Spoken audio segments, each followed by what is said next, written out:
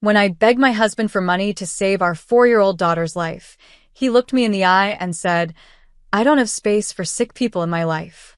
Then, he threw us out onto the streets and moved in his new girlfriend. I stood there crying, holding my little girl, as he slammed the door in our faces. But what he didn't know was that his betrayal lit a fire inside me. That night, I made a plan for revenge. And by the time he woke up the next morning, his perfect world had already started to fall apart. My name is Kate. A year ago, I would have told you my life was perfect. At 30, I was married to Tony, a man I thought was my soulmate. We lived in a beautiful house in Los Angeles, California, with our daughter, Erica. She had just turned 4 and was the light of my life. Everything seemed perfect, or at least I told myself it was. Tony was a businessman, always busy but always providing. He was 34, charming and driven. I was a stay-at-home mom, proud of the family we were building. When Erica was born, it felt like she completed our little world. My days were filled with caring for her, playing with her, and dreaming about her future. Tony worked long hours, but I believed it was all for us. I never questioned his late nights or sudden business trips. I trusted him. I believed in our life together. Erica was my joy. At 4, she was full of laughter and curiosity. Her giggles filled our home, and her little hands were always reaching for mine. She was the reason I smiled every day. Tony seemed to adore her too, lifting her high in the air, calling her his princess. In those moments, he felt like the man I married, and I held on to that feeling. But I didn't see the storm coming. One evening, just after Erica's 3rd birthday, Tony told me he had an important business trip. He kissed my forehead and said he'd be away for a few days. It wasn't unusual. His job often took him out of town. I didn't think anything of it. I should have. I trusted Tony completely. I believed his job kept our family safe and secure. But everything changed a few days later. It started when Erica caught a cold. At first, I didn't worry, kids get sick all the time, right? But her fever shot up fast. By the 3rd day, she was burning up and barely able to keep her eyes open. I tried everything, cool cloths, medicine, but nothing helped. Her little body felt so weak in my arms, and her soft cries broke my heart. I was terrified. I grabbed my phone and called Tony, hoping he would come home right away. When he answered, I was shaking. "Tony, Erica is really sick. She has a high fever, and I don't know what to do." His response still haunts me. "I'm about to board a plane, Kate. You'll have to handle it. She's probably fine. Just give her some medicine." "Tony, it's serious." I begged. "She needs a doctor." His voice turned cold. "I'm not canceling a business trip over a little fever. You're her mother, handle it." Then he hung up. I stood there, frozen, holding my daughter, who desperately needed help. How could the man I loved and trusted be so heartless? But I didn't have time to be shocked. Erica needed me. I rushed her to the hospital, praying the whole way. The emergency room was packed, but I begged the receptionist to help us. When Dr. James, a neurologist, finally examined her, his face turned serious. "The fever has caused complications in her brain," he said. "She needs surgery right away. It's the only way to save her." My heart sank. "Surgery? My little girl?" I swallowed hard and asked, "How much will it cost?" Dr. James hesitated before answering. "You'll need to pay a $200,000 deposit before we can proceed." $200,000? I didn't have that kind of money. I called Tony again. No answer. I sent texts, voicemails, even voice messages. I saw that he read them, but he never replied. My husband, the man who promised to love and protect us, was ignoring us in our darkest moment. I sat in the cold hospital hallway, holding Erica's weak little hand, tears streaming down my face. I had never cried so hard in my life. I didn't know what to do. Then it hit me, I had no choice. I ran home, grabbed my jewelry box, and rushed back to the hospital. I sold everything, my wedding ring, family heirlooms, every piece of jewelry I owned. But it still wasn't enough. Desperate, I begged the jeweler to lend me the rest. By some miracle, he agreed. With shaking hands, I handed over the deposit. Dr. James and his team moved fast. Hours passed like years as I sat in the waiting room, praying. Finally, Dr. James came out. He gave me a small, reassuring smile. The surgery was a success. She's going to be okay. Relief flooded over me. I dropped to my knees, thanking him and the team for saving my little girl. Erica was alive, and that was all that mattered. But even in that moment of relief, a painful question kept gnawing at me. Where was Tony? Why hadn't he cared enough to respond? My heart began to break. I didn't know it then, but that moment was the start of the end.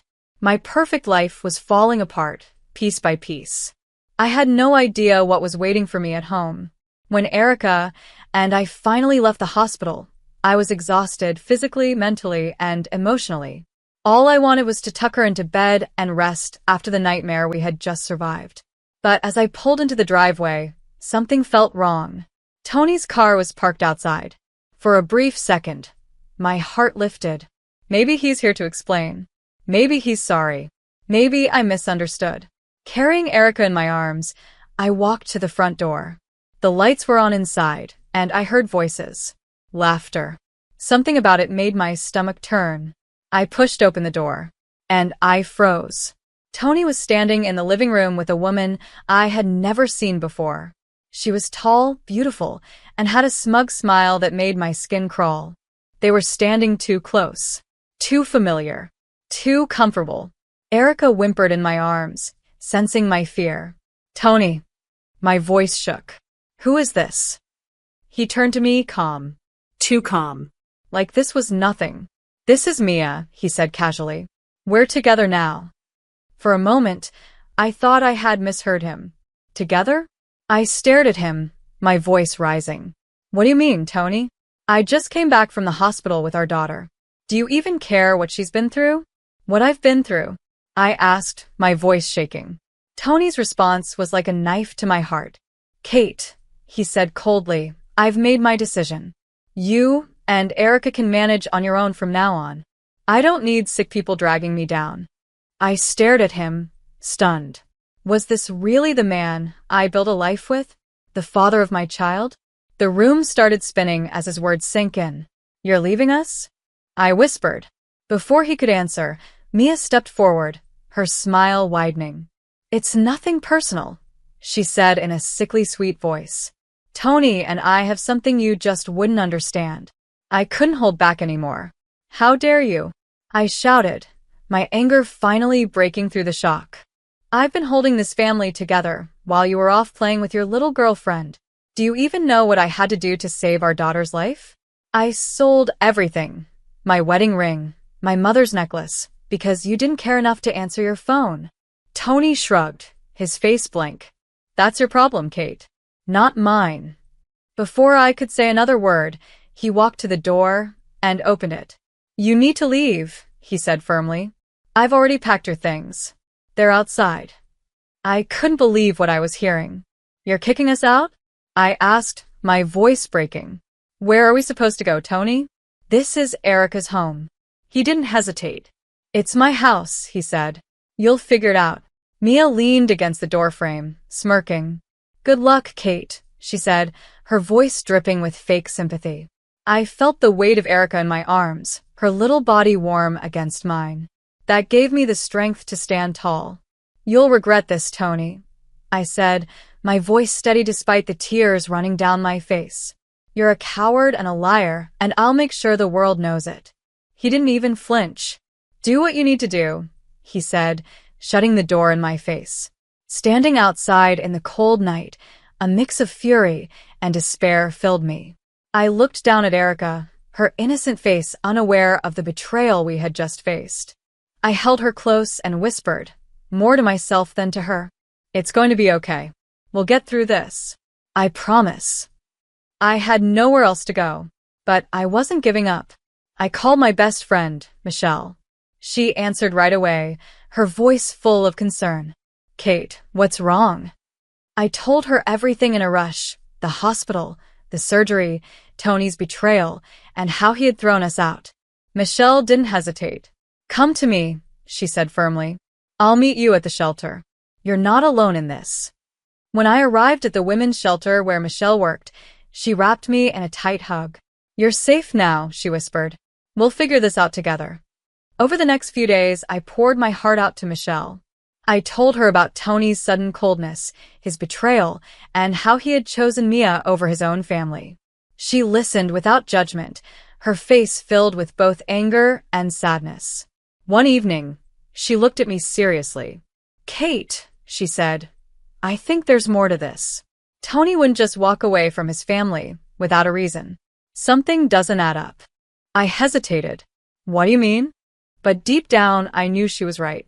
Michelle leaned forward. I think Tony is hiding something. And I know someone who can help us find out. That's how I met Austin, a private investigator Michelle trusted. He was in his early 50s, with sharp eyes that seemed to see right through me. I'll dig into Tony's life, he said. If there's something to uncover, I'll find it. I wasn't sure what to expect, but I knew one thing. I needed answers. Tony had destroyed my life, and I couldn't let him get away with it. While I waited for Austin's findings, I focused on Erica. She was slowly getting better. Her laughter was quieter, her energy lower, but she was alive, and that was all that mattered. Still, I couldn't shake the anger burning inside me. Tony had betrayed us, abandoned us, and I wouldn't let him walk away without consequences. Whatever secrets he was hiding, I was determined to find them. I didn't know it yet, but the truth would change everything. A week after meeting Austin, my world was about to shift again. I sat in Michelle's small office at the shelter, nervously waiting for Austin to arrive with his findings. My mind raced with questions. What could Tony be hiding? Was his betrayal just the beginning? Erica played quietly in the corner, her little giggles bringing me a small moment of peace in the middle of my storm. When Austin finally walked in, his face was serious. He carried a folder under his arm, and the look in his eyes told me that he had found something big. He set the folder on the desk. Kate, he said, you need to brace yourself. What I found isn't just about cheating, it's much worse. My stomach sank. Michelle reached for my hand, squeezing it gently, reminding me that I wasn't alone. Tell me, I said, trying to keep my voice steady even though I felt like I was about to fall apart. Austin opened the folder, showing me photos, documents, and bank records. Tony and Mia aren't just having an affair, he explained. They're business partners. And not in a good way. They've been running scams, laundering money, and moving stolen funds into secret offshore accounts. I stared at him, shocked. Are you saying Tony is a criminal? Austin nodded. Yes. And he's been doing this for years. His company is just a front. Mia isn't just his mistress. She's his partner in crime. Together, they've built a web of lies and illegal business deals. The room felt like it was spinning. This was the man I trusted with my life. The father of my child. I had suspected betrayal. But this? I never imagined something this terrible. How do you know all of this? I asked, struggling to process the truth. Austin pointed to the documents. I followed his financial records, spoke to former employees, and checked public records.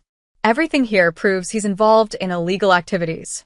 The authorities are already watching him, but so far, he's managed to stay hidden. Michelle leaned forward, her voice firm. Kate, this changes everything. Tony isn't just a cheater, he's a criminal. You need to protect yourself and Erica. We have to report this. I nodded, my hands shaking, but my anger rising. Tony had ruined our family.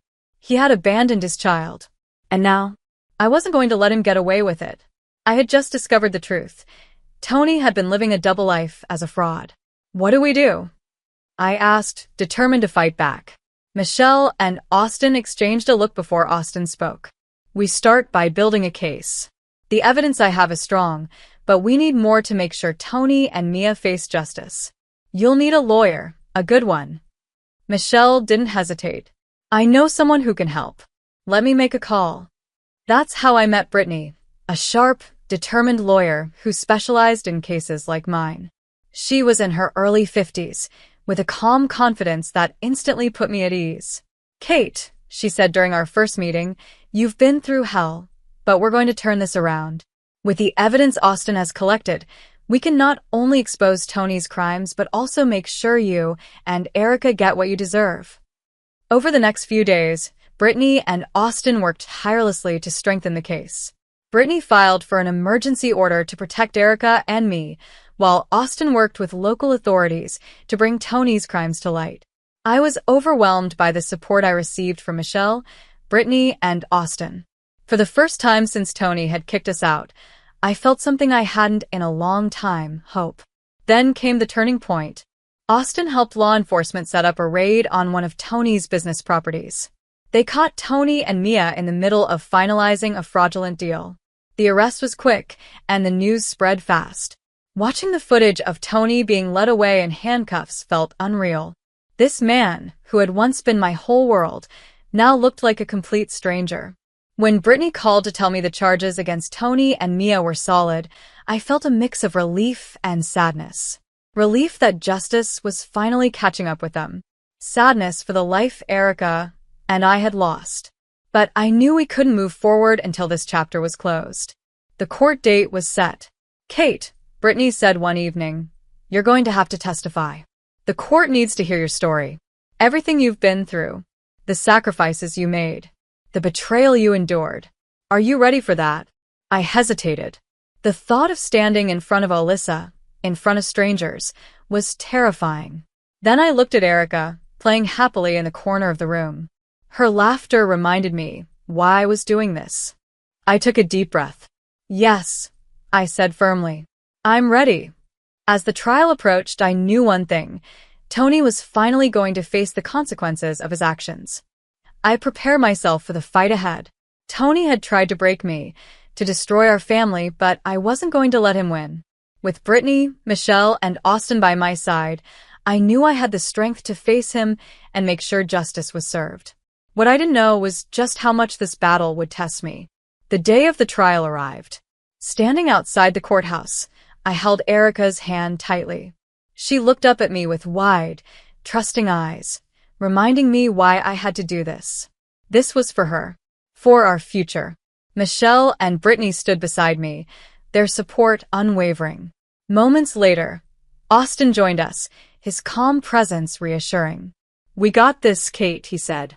"The evidence is solid." As we walked into the courtroom, my heart pounded. The room felt overwhelming.